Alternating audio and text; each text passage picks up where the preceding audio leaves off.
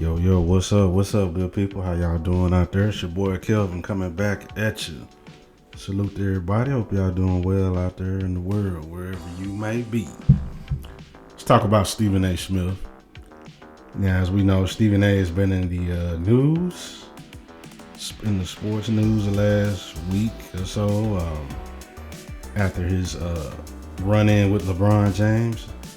As we know that Stephen A. was at the game last week when the Lakers played the Knicks, and during the middle of the quarter, I think it was the end of the third quarter, LeBron approached Stephen A. Smith. They exchanged words, and LeBron walked off. Now, after that, Stephen A. Smith said that LeBron was upset about some things that Stephen A. Smith said about his son, Bronny. As we know, Bronny, when he has come up to the NBA, he has not played well. He's been doing okay in the G League. He's improved a little bit down there, but when he has come up to the NBA, he has not played well. So Stephen A. Smith had some things to say, and we thought that was the reason why LeBron was mad. Well, since then, Stephen A. Smith has gone on his podcast a couple of days ago, and he said there's another underlying reason as to why LeBron James was mad at him or upset. And so I'm going to play the clip. We'll listen to it. And then I'll be right back for some thoughts at the end. My point in all of this is I would never call out somebody as a father for stuff that's going on in the privacy of your life and your home. But I covered the NBA. And what I was talking about when it came to fatherhood was what we were seeing on an NBA basketball court. That's my job. LeBron tried to say I was talking about his son when he knew good and damn well I was talking about him. We sit here today. It's a week later. And I'm not going to talk about this anymore. But let me say this to y'all. It's a week later.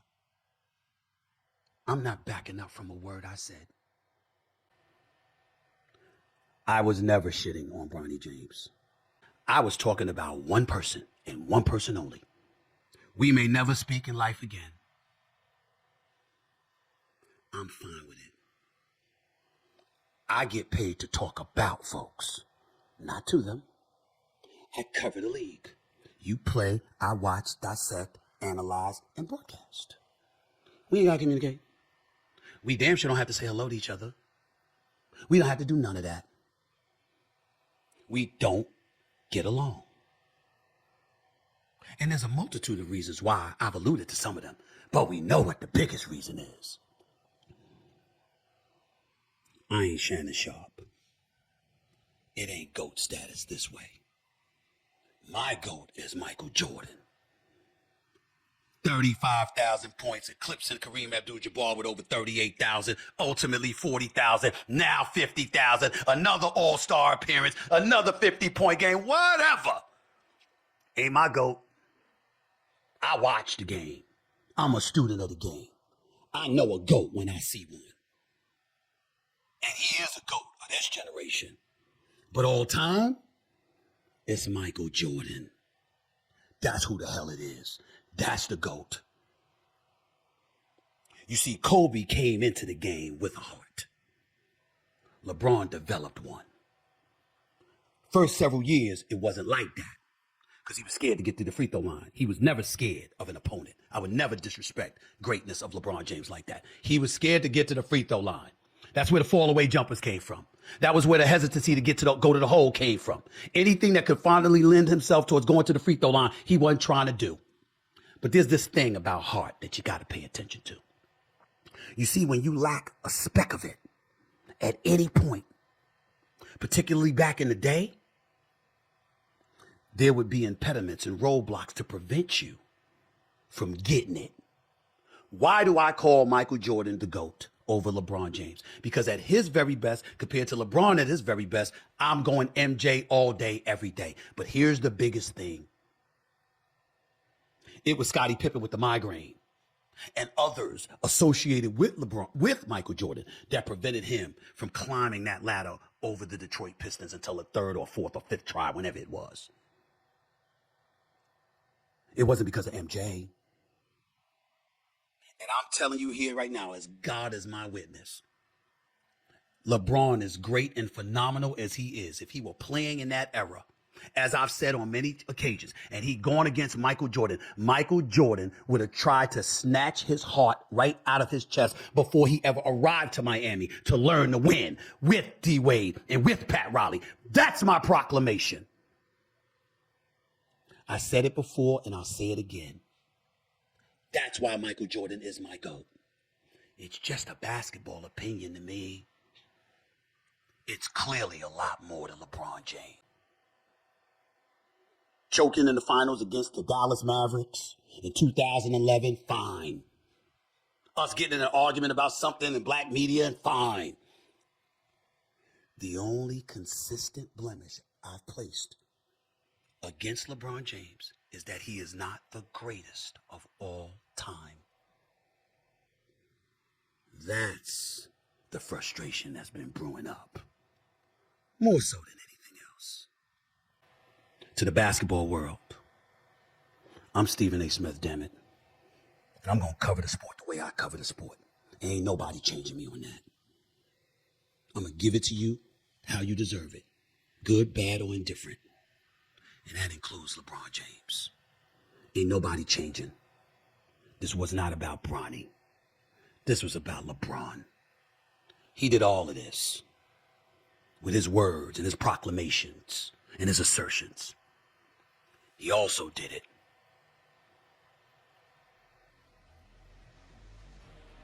to show that it really does hurt him not to be the GOAT. Oh, well. All right, good people. That was Stephen A. Man, harsh words, man. Strong message to LeBron James. Letting him know, hey, it ain't happening, bro. It ain't happening. And, I'm normally not a big fan of Stephen A. Smith, but in this situation here, I'm in 100% agreement with him. He never said nothing wrong about Bronny. He never questioned LeBron James' fatherhood as far as his personal life at home. He was talking about LeBron bringing Bronny to the NBA before he's ready. And he was questioning that. And then the most underlying issue that, like Stephen A. said, he is 100% on the money. This whole obsession with Michael Jordan that LeBron James and this camp has with this whole GOAT debate thing. You see, what it is, they're upset and they're mad because they couldn't break Stephen A. Smith. I give them credit. Y'all remember Stephen A. used to be on First Take. He used to say, hey man, Rich Paul used to hit me behind the scenes, so I don't want him saying that. So let me put the disclaimer up. LeBron James, a good father, good husband, a great entrepreneur, yada, yada, yada. He just had that little banner and he saying it in a joking manner. Why, yes, he was saying that in a joking manner. Rich Paul was trying to convince him and get him to change his mind behind the scenes. That's why Rich Paul was doing that. And it never worked. It didn't work. See, this is what I understand with these LeBron fans, these LeBron psycho fans. People like Stephen A. Smith, myself, and others who actually grew up and lived through the Michael Jordan era and seen him live when he was playing in the 80s and the 90s. Bruh, there's nothing y'all can say about LeBron James to convince us. We seen what we seen. We seen a guy lay it all on the line. We seen a guy go about the right way. We seen the best of the best, the elite of the elite. We seen Michael Jordan at his peak. And LeBron James, that gutless coward, don't come nowhere close. Ain't nothing no LeBron James fan can say to me about being better than Michael Jordan. It ain't happening. It ain't working. Michael Jordan's the best player I've ever seen, period. And probably gonna be the best player. There's a 99.999% chance you're gonna be the best basketball player I've ever seen until the day I die. I can't say 100% because I don't know what's coming down the line. But guess what? LeBron James ain't it. If it's somebody else down the line I ain't seen, so be it. LeBron James, his career is almost over. And he ain't nowhere close. And that is the problem. That is their frustration. They can't break Stephen A. Smith, and they can't break fans like me and others who grew up watching Michael Jordan. All the lies, all the narratives, and all the stuff y'all talking about, it don't work. It go in one ear and out the other. Sorry, clown, it ain't working. It ain't gonna work, bro. See, while y'all YouTubed it, I lived it. 1989, when Michael Jordan hit that shot in Cleveland Game 5, y'all YouTubed it, made videos about it. I was living it at that time.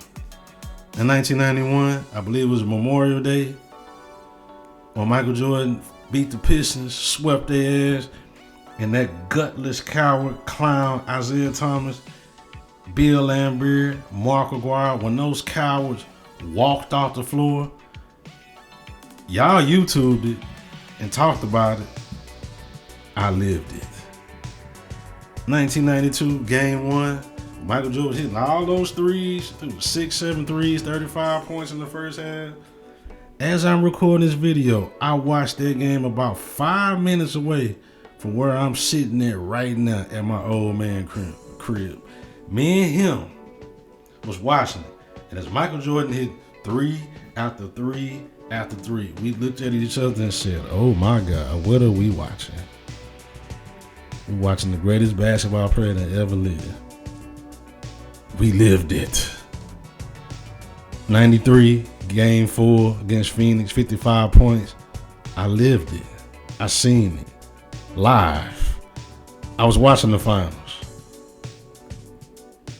97, Game 5, flu game, whatever sickness you want to call it. I watched the game live. I lived it. Y'all YouTubed it. I lived it. 98, Game 6 in Utah. Scottie Pippen hurt back. Michael Jordan putting the team on his back. The steal. Come down, hit the shot. Y'all YouTubed it. I lived it. So when y'all come talking to me about LeBron James, y'all come talking to Stephen A. Smith and other people who actually lived during that time and seen it, it ain't happening, man. It's not happening. So that is the frustration. That is the problem. And that's what Stephen A. Smith was talking about. And that is what Channing Frye was talking about. He talking about nostalgia or whatever. Nah, it ain't no nostalgia, bruh. You don't care nothing about us giving credit to Steph Curry or Jokic or Luka or none of that. You mad because we not bowing down and proclaiming that LeBron James is the GOAT. That is y'all God King, not us. That is y'all. I want y'all to think about this, man. This is how crazy LeBron James fans are. Number one, you got a fan out there right now, got a song on TikTok that's going viral. They singing to this dude, man. Like, bruh, you singing to another man. That is demonic. You worshiping the dude. That's like some Antichrist stuff in the Bible. That is demonic, man. And then I want y'all to think about this too. A couple years ago, Chris Broussard, y'all know him, he used to be on, I think he on Fox with Nick Wright or whatever. He was on Ticket TV and they interviewed him. And he said, 2016, I'll never forget, Game 7. Cavs came back 3-1. They win Game 7. They on the court celebrating. He sees Rich Paul. And Rich Paul said, yeah, MF, yeah. LeBron James, the GOAT. Michael Jordan couldn't do that. Michael Jordan ain't do that. This is why LeBron James is the GOAT. Now keep in mind, they didn't beat the 96 Bulls that won 72 games.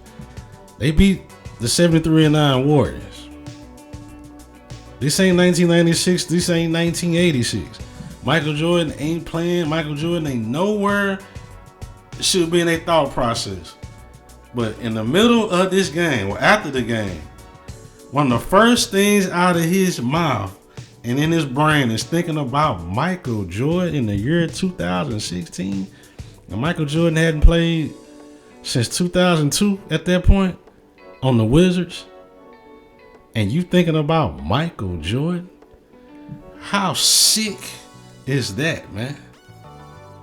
Like, that's crazy. Something wrong with these dudes, man. You got LeBron James fans who go on social media with disrespect Kobe Bryant, talk about the helicopter crash and make fun of it with disrespect Michael Jordan's deceased father and stuff like that. Bro, that is sick and demonic in nature. Something is wrong with these dudes, man. Something is wrong with these dudes. But Rich Paul and Clutch Sports, y'all gutless clowns, it ain't gonna work. It ain't working. Your boss, LeBron James, he may be 6'8", 6'9", in shape or whatever. But you, as a low-life, dirty car salesman to be out here trying to sell lemons, your boss has a lemon for a heart. We don't respect it. He has a 10-man heart. We see it. We see through it. He ain't no goat, bruh. It ain't gonna work. And that is what they mad about. Stephen A is right.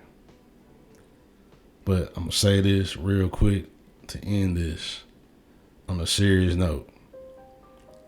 Stephen A. Smith, you made that video, you drew a line in the sand. You are now public enemy number one. Draymond Green is out campaigning, turning players against you. You using the old skin color crap. You disrespecting a black father and all that BS. You are now public enemy number one to Clutch Sports and all LeBron James fans. And these are some psychos out here. You got this show, you're a public figure, you got a lot of subscribers. When you go out in public, you better be careful. I'm saying this in all seriousness. I've been saying on previous videos, this whole GOAT debate, it's going to turn into something physical. It's going to turn into something violent one day. And I do believe that there are instances where there's been some fights and stuff. Y'all can look it up behind this GOAT debate. Stephen A. Smith, you better be careful. When you're out with your family and your friends, you might be out to dinner, a LeBron fan. You ain't got to worry about LeBron. You said that y'all might not speak again. No, you ain't got to worry about that. Y'all ain't going to never speak again. He ain't going to never say nothing to you. He a coward. But his lunatic fans, watch your back. You better be careful. You better be careful. I respect what you said on this issue, and I'm in agreement with you. You ain't say nothing wrong about his son. You ain't say nothing wrong about dude being a father at the crib at home. You talking about in the sports reference. And I'm sure enough in agreement with you that Michael Jordan is the greatest of all time. But you're now public enemy number one. And you better be careful. That's all I got to say, man. I'm up out.